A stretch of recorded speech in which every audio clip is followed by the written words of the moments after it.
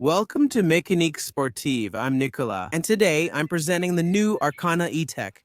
This time, it's the one with 145 horsepower. If you've been following the channel, we did the launch of the Arcana in France with the version that had 140 horsepower. In turbo control efficiency with mild hybridization, the Arcana will have three versions: a 145 horsepower mild hybrid, a 160 turbo control efficiency mild hybrid, and one more version. This version now has true hybridization, with a small battery that allows full hybrid driving, not just an improved start-stop system.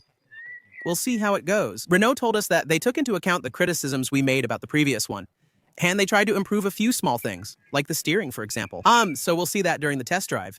And as usual, well, I'll introduce the car to you a little bit. We'll take a look around the exterior and interior. And most importantly, we'll do the road test to really see how it performs on the hybrid side, and if the handling is a bit better than the previous one. Well, the Arcana, what exactly is it? It's an SUV, but a coupe over there, so it's one of the first French cars to have this style. You'd usually see that more with BMW, like the X6, which I think started this trend, and the similarly sized X4. Here, a French mainstream brand was the first to introduce this. So, coupe SUV, we still keep the same SUV codes. So, a car that's a bit higher, plastic wheel arches. And here we really have a car that's higher than a lot of SUVs. With 20 centimeters of ground clearance, if you're great at limbo, you could nearly fit underneath. That lets you travel on various roads, trails, or visit the countryside like we did today. And above all, this coupe-style shape at the back. So I have to admit, just sitting here like this, it looks pretty cool. What I noticed last time was that it was really low and compact at the front, and then it rose up a lot at the back. That adds style. I think the white is less striking than the orange we tried before. It comes in several colors. Today we have the Ren Sport Line version. There will be 3 trims available from Zen to Ren Sport Line. Prices start at 29,700 euros for the base models, while today's version is 36,100 euros. The engines, as I mentioned, are either 140 or 160 with micro-hybridization, featuring a strong start-stop system and large battery. And we have this E-Tech version. So E-Tech is for everything that's going to be hybrid, micro-hybrid, or electric version. Today, it will have a 1.2 kilowatt-hour battery located at the back between the two wheels. So here, under the trunk floor, we're going to lose just a little bit of space in the trunk. It's not much of a problem because the trunk is still large, and for its segment, and as a hybrid, it's actually good. In terms of the car's dimensions, we're looking at a car that's 4 meters 55 long, 1 meter 82 wide, and 1 meter 58 high. So it's still quite tall, but at the same time, it's pretty compact. So yeah, I think it's a good compromise. Since March, more than 10,000 have already been sold in Europe, even though there hasn't been any advertising. The Renault Arcana is just arriving, so you'll start discovering it. And as usual, I'm showing it to you on the channel quite early. So at the front, you can immediately tell when it's a Renault thanks to the big Renault logo. Right here, there are small chrome bars that end here in the headlights. Of course, we have full LED lights with this C shape, just like we saw in the Megane, which you now find on many Renaults. There are no fog lights here, as you can see. On the sides, we have air vents here for aerodynamics. So the aerodynamics were really well designed on this car to achieve very, very low carbon monoxide emissions. At the front, on this Ren Sport Line version, we have an F-type design, which gives this Ren Sport Line version a slightly more aggressive style. We have a nice front end here, which I find very appealing with a beautiful finish. Here's the sensor area, now much larger. The Arcana we tested last time didn't have this. So thanks to that, plus the cameras we're going to have right here, we'll be able to have level 2 driving. So level 2 driving. With lane centering and adaptive cruise control, you can briefly let go of the steering wheel, even in traffic jams. It comes to a full stop, which is a major advantage. On the front, it's the same. So below the sensor, we have this nice blade here, which is white today. It gives a very nice style, which is quite refined with lots of little details here. And the same goes here.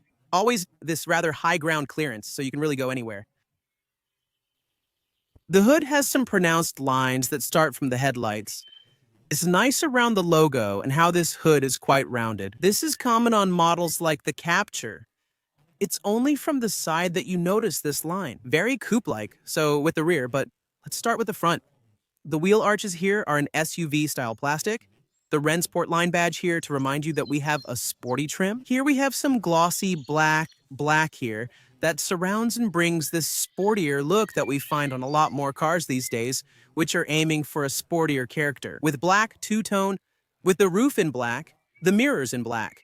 A small badge here, which is black with a bit of chrome.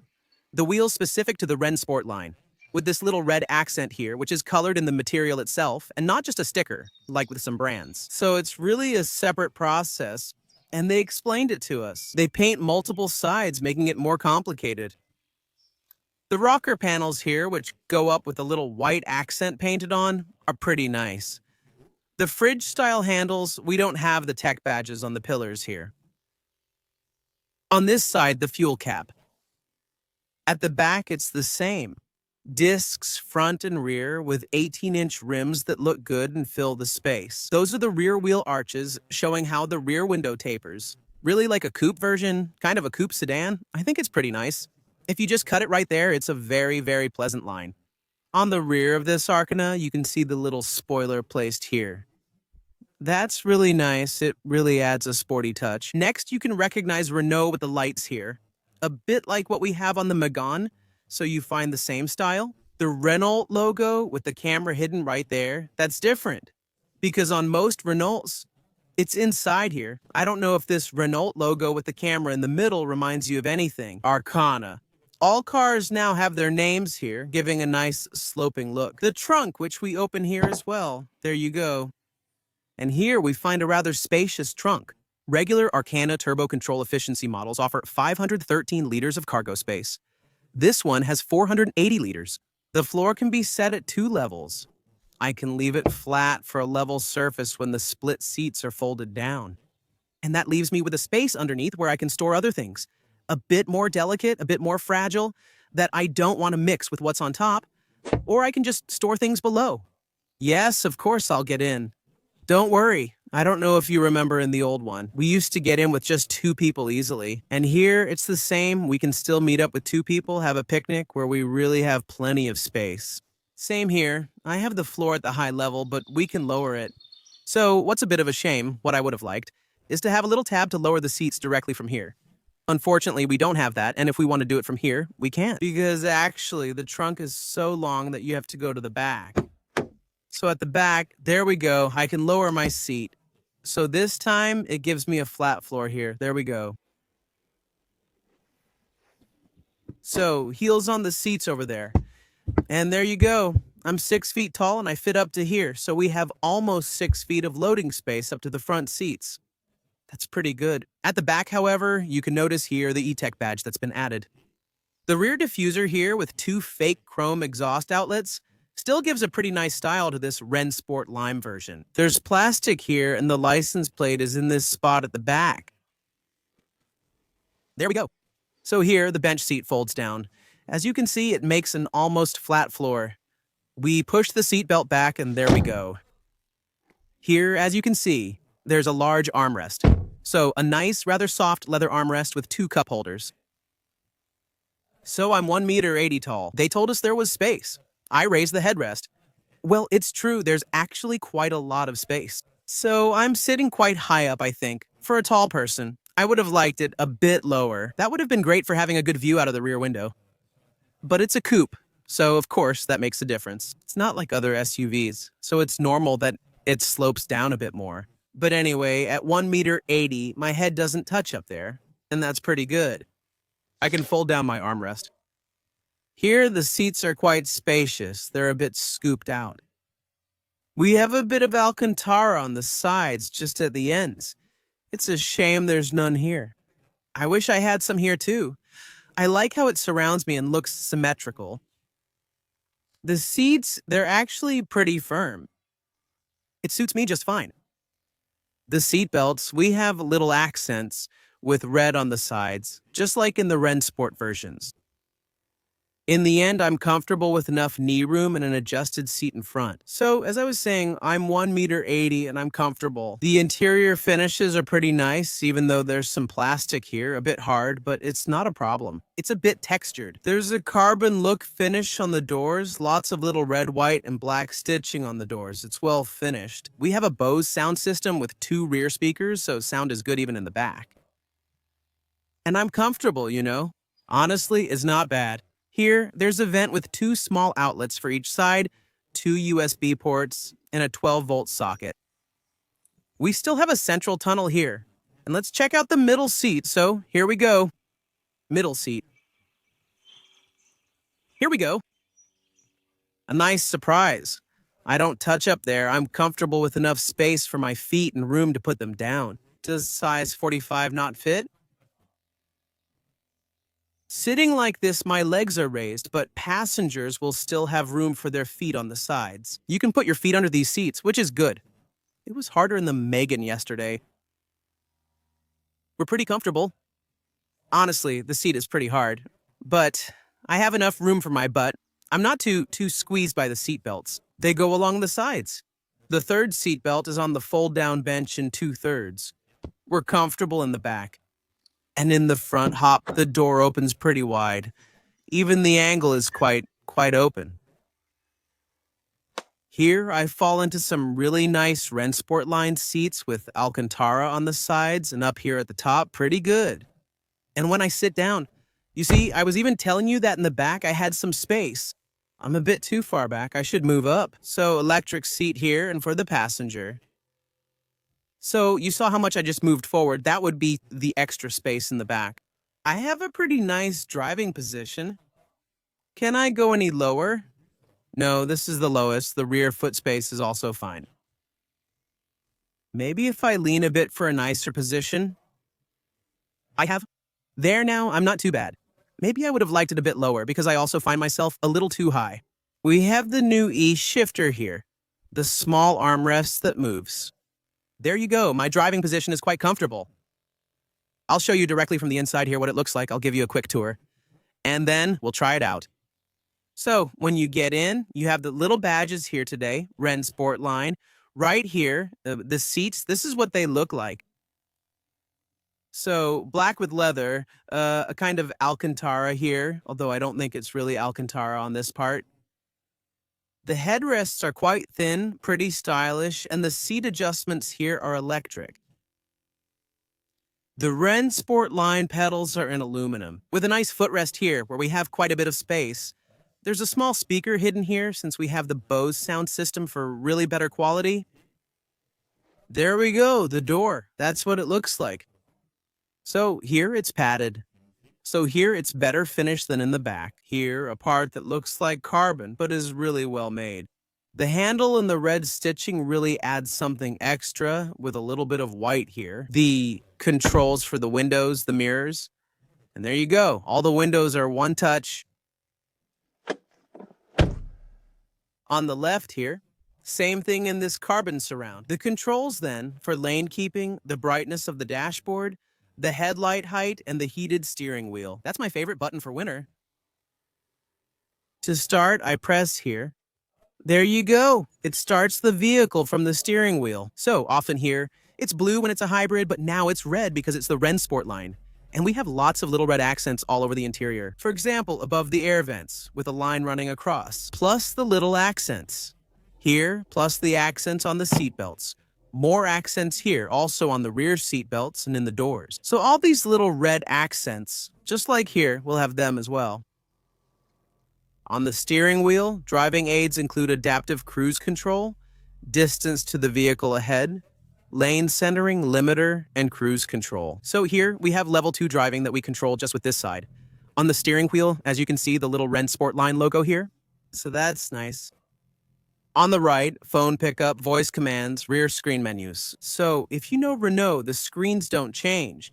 They're always the same on all Renaults between here and there. You can scroll through the menus this way, have the settings here, the trips, the consumption, the temperatures, and so on. So here, for example, look, it just switched back to electric vehicle. So I have battery here, the car has charged, it's switching back to electric. This screen here, as we know, Same thing. So we have the home page with our widgets. We can customize here with My Sense. So we either have shortcuts like this, or we have a button here on Arcana, which will take me to multi-sense. So with the driving modes, My Sense, Sport, and Eco. My Sense is the one I can customize however I want. I can set up the mode with the engine, so it will stay that way. I can customize the steering to Comfort, Regular, or Sport, each giving a different feel. There we go. I can customize the gauges. So there you go, I can have the gauges. Either this style of gauge or the Sport type gauge or the Eco or Regular gauge. So I'll show you the different gauges. So this one is the Eco gauge and this is the Comfort gauge. We have nice little animations each time. The Regular and the Sport. Well, for the Sport, I would have made it just a bit sportier, honestly. So you can customize all that here. There you go. In the other customizations, we have the lighting. So there's ambient lighting with LEDs that go around the cabin here and there. So we won't see it, since we can't test the car at night today, unfortunately. But it adds a bit of customization with all these colors you can set on the LEDs. There you go. So that's what you can customize in this car. And then the Sport mode here and the Eco mode. The Eco mode, well, as we know, it's going to try to make the car as electric as possible. Sport mode boosts dynamism, recharges, and uses both engines for maximum power. Next, to enable heated seats or force electric vehicle mode, press here to switch the car into electric mode. There you go. That's the multi-sense and the hazard lights. That's the sound of the turn signals. Park assist locking so the car can park itself, and passenger heated seat. Next, here, the air conditioner. Look, I can adjust the air conditioner all the way up. The temperatures. We don't have dual zone here. I set my seat temperature and can use auto if I want.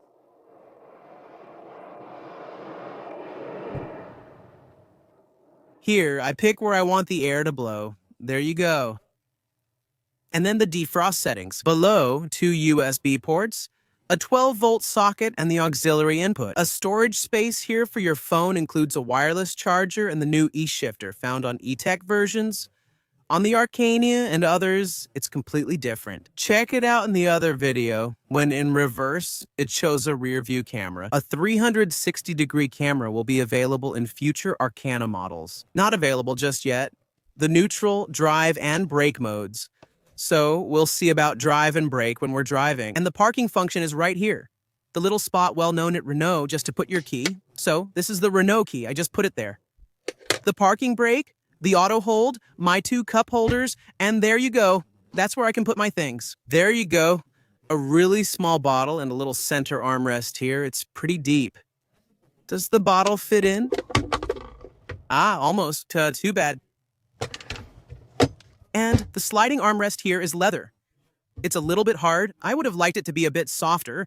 And same thing, stitching, leather. If we continue like this, with this nice carbon imitation dashboard, and the glove box still just as deep, so it goes pretty far. Look, an A4 page fits all the way in like this. There you go. Well, there you go. I think it's time to go try it out. This new Arcana hybrid. Come on, let's go try out this new Arcana with this hybrid version. The engine's on now, no noise, just the air conditioning running. And, it's a hybrid. That's cool, so that means I can even start driving. So now I'm going to get going. I'll start with D mode, then switch to B mode. Releasing the handbrake now. And I'm off. In silence, yes, this time it's a hybrid, which I love, especially in green surroundings like this. The engine just restarted on me.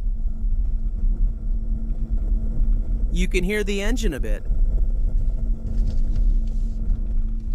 And it shut off again, so it's pretty quick. Sometimes it'll just give you brief phases like that just to have enough to recharge. So that's good. You don't really have to pay attention to it, and actually, it'll just do its thing. As for handling, there you go, it's easy. There we go, we have all the sensors. The car's now in eco mode. We have steering, not bad. So as I was saying, we can choose the modes here. Actually, I was in my sense, so in eco mode. There we go. A rather smooth steering, pleasant and easy to use. We still have a big car, but it's easy to handle. On this type of road, the suspension does a good job of absorbing bumps. At Renault, they know how to make pretty comfortable cars. There we go. And here we go. We'll see how it performs on the road. Even on small gravel, this tall car can go almost anywhere. And we can really use it whether in the countryside or in the city. That's up to you to choose. But being 20 centimeters high is still a big advantage. So here, I have the engine running. It charges the engine a little. It charges the batteries. Every time I almost release the accelerator pedal, it will switch back to electric mode and the car will really operate like a hybrid. So we'll see the consumption on the trip we're going to take. Here, with a full tank of gas, well, actually, it's less than a full tank of gas. It shows 580 kilometers left, so just over 600 kilometers. That's what to expect on roads like these. That's correct.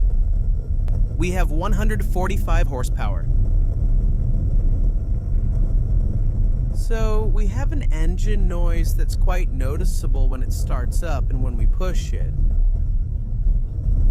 And then, so here. At 70, 80 kilometers per hour on these small roads that are pretty rough. It's still comfortable. The suspension is actually quite comfortable. The steering, well, it's true. It feels, yeah, like it is. They've reworked the steering because it's different from the previous model, since the journalists agreed that there was a neutral zone, way too neutral. And it's true that now it's much more responsive. I'm only in eco mode, not even sport mode yet. And so, same thing, the car. It leans a little bit, but honestly, not that much. And let's see, in sport mode, the steering. The steering feel changes quite a bit. Indeed, it seems pretty good. So, let's try a slightly faster pace through a few small turns. But it's actually pretty good. I'm returning to eco mode, since that's our focus. I'm back in electric mode and the dashboard updates. There's an electric vehicle indicator that appears when you switch to electric mode, and the electric vehicle just disappears when you go back to thermal mode. As I mentioned, this button lets you force electric mode, but only if there's battery power. For example, I didn't force it, I just accelerated a bit. It restarts the engine for me so I can have as much power as possible. There we go. In the city, it's pretty nice. There we go. I'm now in electric mode. Renault says we'll use electric mode about 80% of the time in the city. Well, that depends on your driving, on how much pressure you put on the accelerator.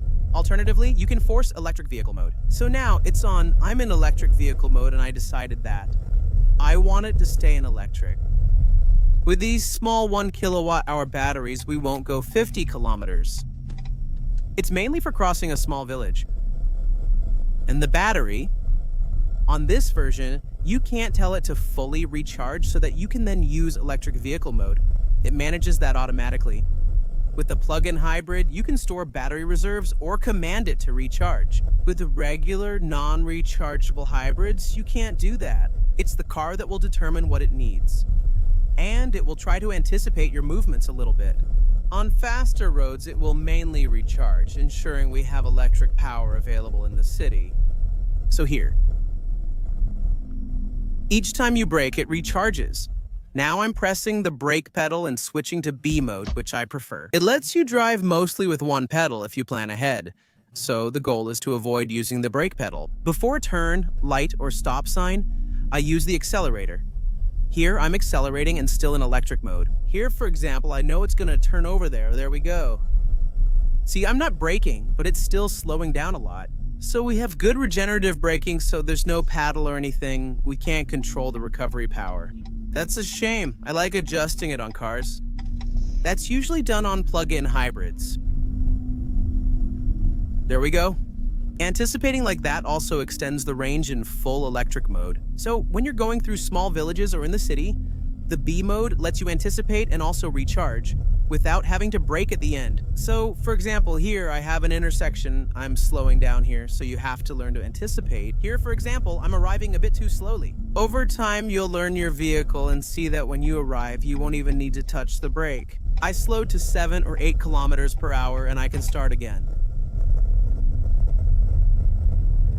So here we have a small roundabout. Let's test ourselves. Hop in a roundabout. How does it go? Turning radius isn't too bad. Hop, it turns pretty well. It's actually pretty cool. So in the seats, there's support that's not bad, so these are Rennsport Lime seats. It's not like what's in the Megane. In the Megane, it goes up much higher. But you still get good support with the Alcantara there on the sides. It keeps you from sliding too much. That's actually a good thing. Oops, I was still in electric vehicle mode, but there's not enough battery anymore, so now it immediately switched back to hybrid mode, so the engine comes back on. All right, we're leaving the city. Let's speed up a bit. Honestly, 145 horsepower is plenty. Last time we tried the 140 version with the mild hybrid system. Here, the electric motor helps and makes it feel like it pushes a bit harder. This electric motor also gives us more torque. With the mild hybrid systems, it only gave a little extra power, about 20 Newton meters of torque. It's still something. But here, really, with the electric motor, it allows for a bit more powerful acceleration. It's actually pretty good. And in sport mode, it changes the mapping a little bit, and it's a bit more dynamic. You can feel that it pushes a bit more. The gearbox will stay a bit higher in the revs, just in case you need it. So it's still not very sporty, but it's not bad. And here, on these small roads, so hop in sport mode, the steering is pretty precise, if I want to go to the side. The handling seems really not bad. The car doesn't roll much, well, it does a little. Then it settles into its roll. It's not really going to throw you to the side. That's pretty good. And look, even if I do this, it's not bad. You move slightly inside, but not much. Let's see how it brakes. So here we go. I'm going to test a pretty hard brake as we enter the city. It's gonna dip a little bit in the front. So here we go. That's because we have a pretty comfortable car. Switching to eco mode. Nice, a speed bump. I enjoy testing them. It's not bad. It's not on the level of a Megane. It's a bit firmer than a Megane, but it's good. Speed bumps aren't an issue. You can go over them faster thanks to 20 centimeters of ground clearance. All right, let's leave the city. So, as you can see, I'm not paying attention to fuel consumption at all. I'm not necessarily trying to drive in eco mode or anything like that. We'll check fuel use on a short drive, including some city driving and stretches at 110 and 90. So at 70, as I was saying, I have my driving aids, my cruise control. Right now, it's adaptive cruise control. I set it to 70 and don't need to do anything else. I can't use lane centering here since there are no lane markings, but we'll try it on a main road. You'll see, it works really well. Here, we're in calm and silence. We're in electric mode. We're going to switch to sport mode, and we're going to try a little 0 to 100, see how it goes in terms of acceleration. All right, here we go. So I put on my auto hold, that way it keeps the car stationary and full throttle. So it starts off a little better than just the micro hybrid version. It pulls pretty well. There we go, we're already at 100. That's really not bad.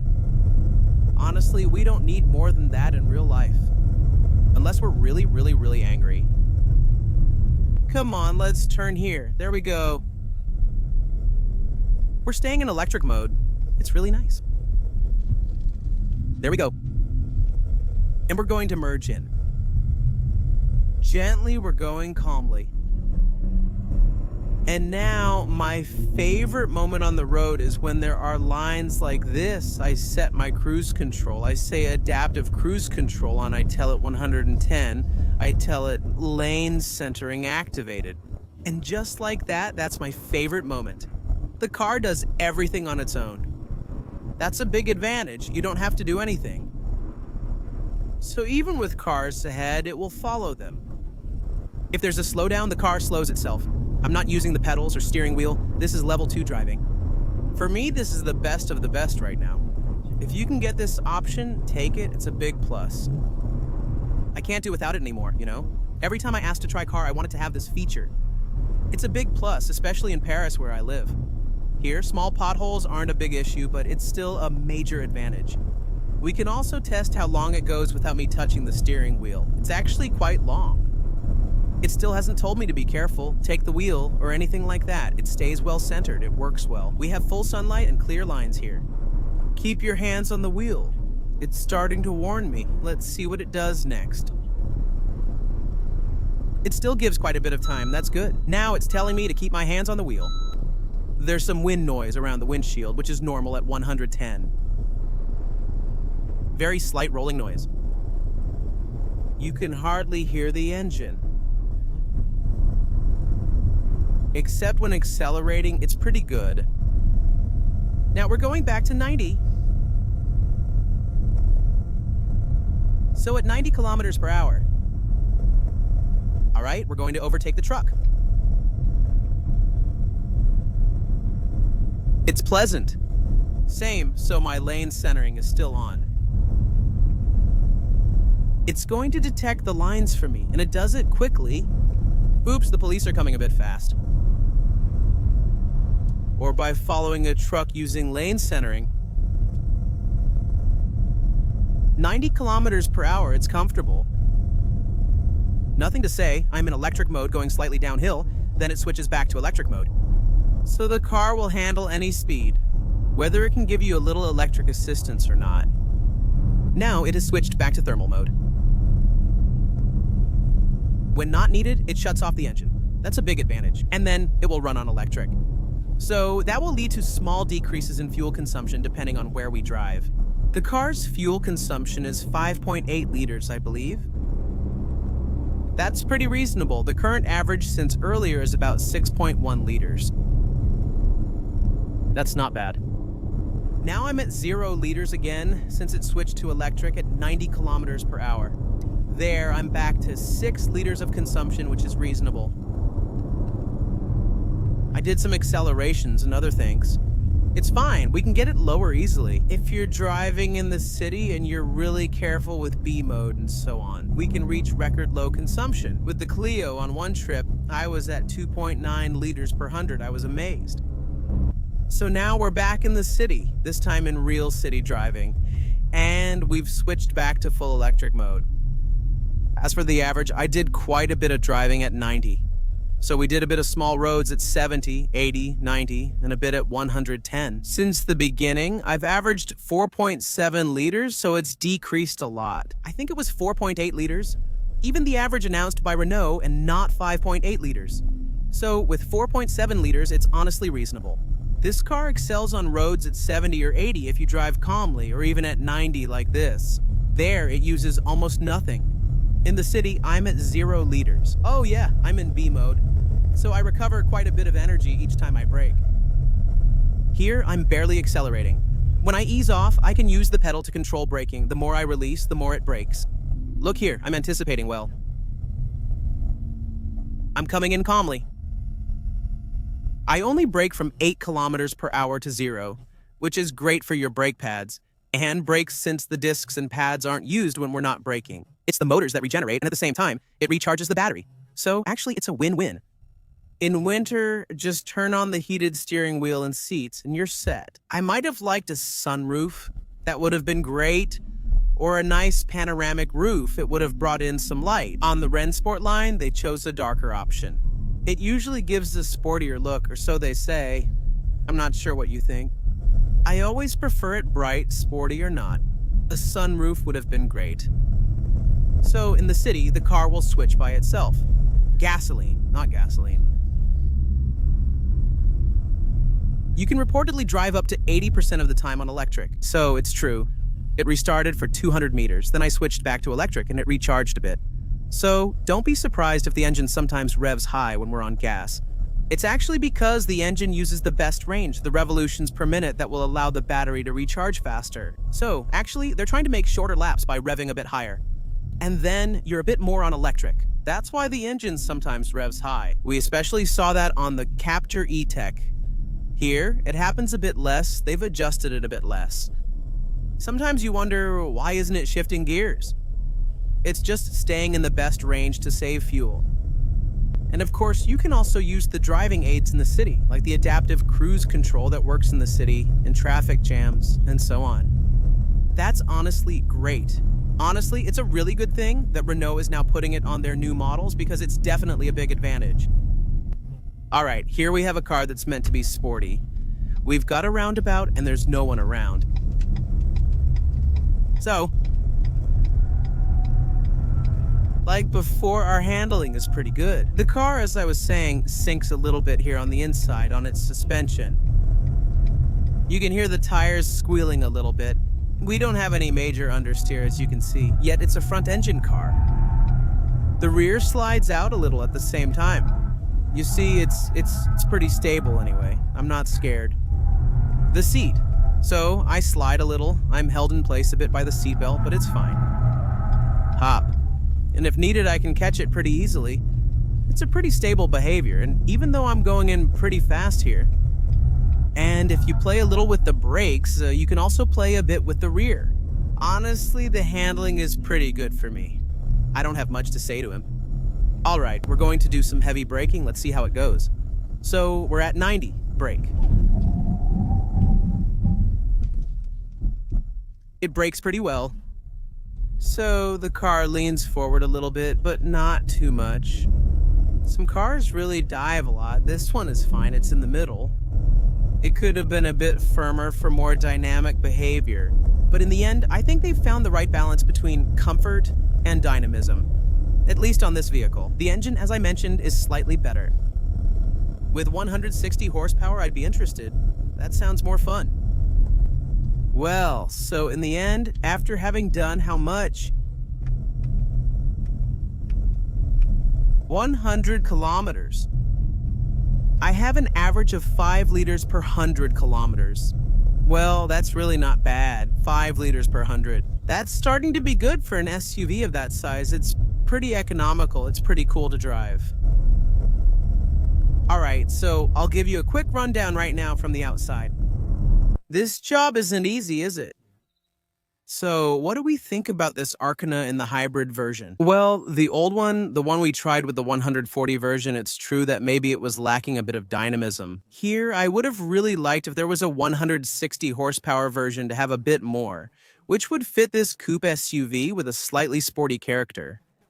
But honestly, it's still a very nice, very pleasant SUV. The electric aspect adds daily comfort, which I like. If you follow the channel, we've recently tested many electric SUVs, hybrids, and plug-in hybrids. It's true that for me, it's a big plus to have comfort, but above all, that's actually what we wanted here. Well, what Renault wanted was to have a really nice, attractive design, because it's still a beautiful car, you can't deny it.